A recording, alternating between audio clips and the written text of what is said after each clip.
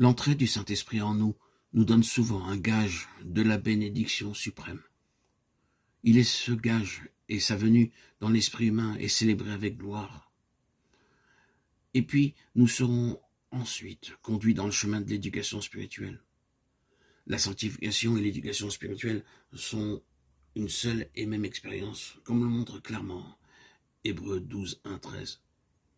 Nous donc aussi, puisque nous sommes environnés d'une si grande nuée de témoins rejetant tout fardeau et le péché qui nous enveloppe si facilement, courons avec persévérance dans la carrière qui nous est ouverte, regardant Jésus, le chef et le consommateur de la foi, lui qui, au lieu de la joie qui lui était offerte, a souffert la croix, méprisant l'ignominie, et s'est assis à la droite du trône de Dieu. Considérez donc celui qui a supporté une si grande opposition de la part des pécheurs, afin que vous ne vous laissiez pas abattre en perdant courage. Vous n'avez pas encore résisté jusqu'au sang en combattant contre le péché.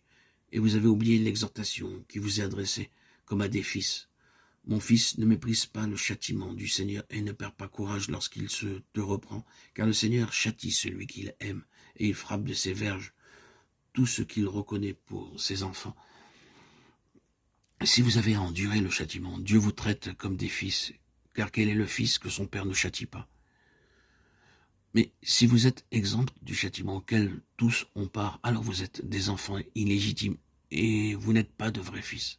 Et puisque nos pères, selon la chair, nous ont châtiés et que néanmoins nous avons eu du respect pour eux, ne serons-nous pas à plus forte raison soumis au Père des esprits pour avoir la vie? Cela, en effet, nous châtiait pour un peu de temps, comme il le trouvait bon. Mais Dieu nous châtie pour notre bien, afin de nous rendre participants de sa sainteté.